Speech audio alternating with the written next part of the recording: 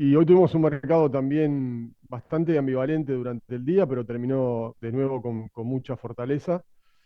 La suba de ayer vino vinculada básicamente al trigo, sobre todo pensando en el tema del corredor marítimo seguro, esta reacción de Rusia de retirarse del corredor marítimo seguro después de todos los inconvenientes que se han dado desde el referéndum digamos, la voladura del puente que une a Rusia con la península de Crimea, ¿no? O sea, toda la cuestión bélica que se ha, digamos, yo diría, agravado en las últimas 2 o 3 semanas, empezó a generar, bueno, estos temores de que al retirarse Rusia del acuerdo marítimo seguro, sobre todo en el caso del mercado del trigo, bueno, haya restricciones para la salida del trigo desde Ucrania. Situación que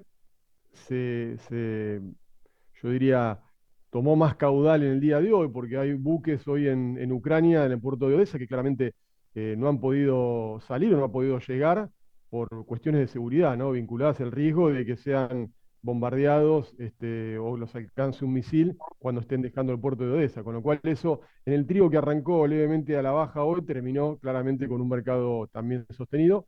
Pero te diría que la diferencia entre ayer y hoy es básicamente la mejora que tuvo la soja, que hoy lideró las subas en el mercado de Chicago. Básicamente esto del triunfo de Lula el domingo y el paro de camioneros, que bueno, ahora digamos, vamos a ver cómo se resuelve este tema, pero claro, siendo Brasil el principal exportador mundial, toda esa situación genera zozobra en un mercado que además tiene toda la cuestión climática sudamericana que sigue estando, ¿no?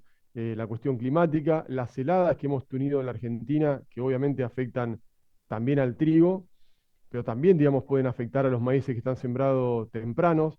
Entonces, yo diría como que hay un combo en general en donde esta situación de lo que está pasando, de lo que pasó en Brasil el fin de semana con el triunfo de Lula y la guerra entre Rusia y Ucrania, que claramente está mucho más encarnizada de lo que fue en las últimas semanas, genera una situación de un mercado que además, con la posibilidad de que a partir de diciembre la tasa de interés en Estados Unidos ya deje de tener estas subas agresivas que venía trayendo, es como que hay un poquito más de optimismo en ese sentido. Pero bueno, todo muy vinculado a la cuestión política y geopolítica que puede cambiar rápidamente.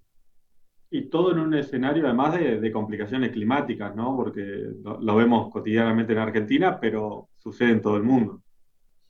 Mira, es tremendo. Estados Unidos está con el 90% del área, no del área productiva, del área de Estados Unidos con sequía. O sea, todo el país de Estados Unidos, todo el país está en una situación de sequía que afecta al 90% del área.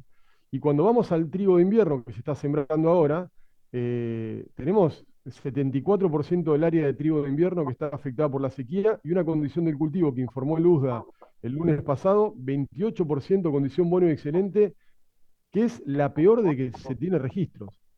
Entonces, como vos bien decís, estamos en una situación de incertidumbre. Clima en Estados Unidos muy complicado, que ya venía, ¿no? En el caso del maíz y de la soja se está cosechando, con lo cual todavía no genera tanta incertidumbre, pero bueno, si continúa, porque los pronósticos que llegan hasta fines de enero dicen que la sequía va a continuar, entonces podemos tener poca cobertura de nieve.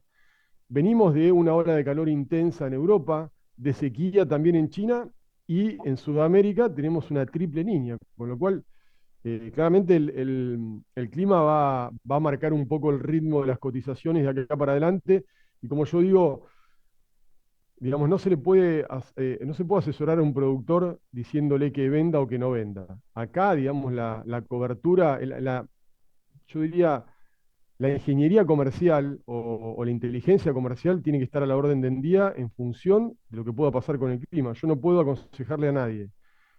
Si vende que no compre un call como cobertura o en su defecto comprar un put sin haber atravesado el mercado climático sudamericano, que va a ser vital por la importancia que tiene, digamos, Sudamérica desde el punto de vista del comercio mundial y porque claramente en este contexto de bajos stocks en Estados Unidos, lo que pasa en Sudamérica va a ser crucial, ¿no? A ver, y en este contexto, lo decía recién, la recomendación para el productor es complicada, pero sí es necesario que le preste atención a las herramientas que le brinda el mercado, sobre todo todavía no teniendo muy en claro cuánto va a levantar de su cosecha, ¿no? sin lugar a dudas. Digamos, yo soy fanático de los puts. ¿Pero por qué soy fanático de los puts? Porque claramente eh, lo, lo que pasa es que cuando vos mirás digamos, el escenario que tenés, lo que tenés que tratar de hacer es no comprometer mercadería física, cosa que un put lo hace muy bien, y por otro lado tener flexibilidad a la suba, porque si la cosecha llegara a salir mal, entonces yo tengo que tener una estrategia que me permita acompañar la suba. Entonces me parece que ahí es donde estriba un poco, y tampoco no puedes no hacer nada, porque si mañana empieza a llover en Sudamérica, la tasa de interés en Estados Unidos se empieza a dejar de subir agresivamente como lo viene haciendo, y la demanda, digamos, como consecuencia de esta recesión a nivel mundial y demás, se ve un poco lacerada, ¿no? Hacia adelante. Entonces, claramente tenés que hacer coberturas. Me parece que acá no está en discusión eso, porque la gente dice, bueno, entonces espero y no hago nada. No, no, tenés que cubrirte porque tu responsabilidad como empresario agropecuario es tener coberturas para que tu negocio productivo sea más rentable o sea rentable, pero hay que hacerlo, digamos, en virtud del escenario que tenemos para adelante, ¿no? Que claramente es plagado de incertidumbres climáticas, ni hablar, pero también desde el punto de vista económico y geopolítico. Y también político interno, ¿no? Porque el año que viene tenemos elecciones, tenemos también la posibilidad de que el gobierno actual tome mayores medidas sobre el mercado. Sí, bueno, ahí se está hablando mucho de algunas medidas discutiéndose para el mercado del trigo, ¿no? Como pasar parte del trigo que tenemos declarado para la campaña 22-23, que no está comprado y que no está vendido al exterior, pasarlo para la campaña próxima.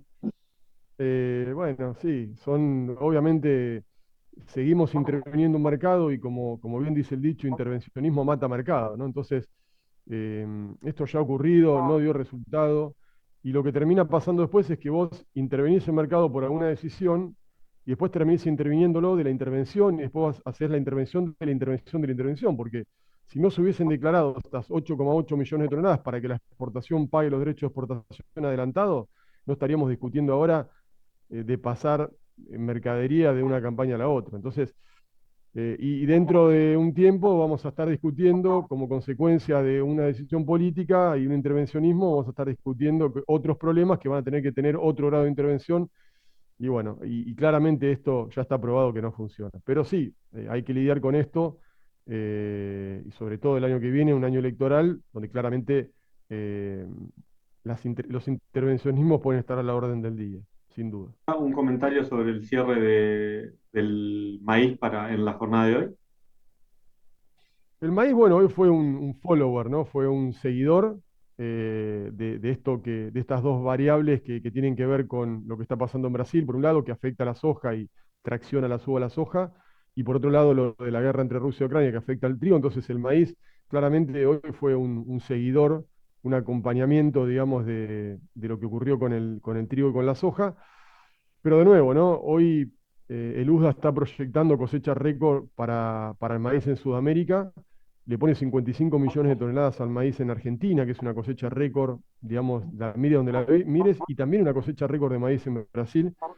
Yo diría que por cómo viene la situación climática y ya habiéndose pasado una buena parte del maíz primicia, maíz abril, ¿no? A maíz julio o a soja, te diría que en la Argentina casi que es imposible, ojalá que no, ojalá que esté equivocado, pero casi que es imposible obtener una cosecha de 55 millones de toneladas. Entonces me parece que en ese contexto el mercado va a tener que tomar cuenta de lo que puede pasar climáticamente, empezar a ponerle un premio climático a las cotizaciones sudamericanas, y después, bueno, si empieza a llover y los precios se ajustan porque la cosecha es buena, en buena hora eso ocurra, pero me parece que vamos a tener que estar muy atentos también en el caso del maíz a lo que pase con la producción en Argentina y en Brasil también, que por ahí si se demora un poco la siembra de la safriña en el norte, en el centro norte de Brasil, también puede ser complicado, teniendo en cuenta que Brasil es el segundo exportador mundial de maíz y Argentina es el tercero.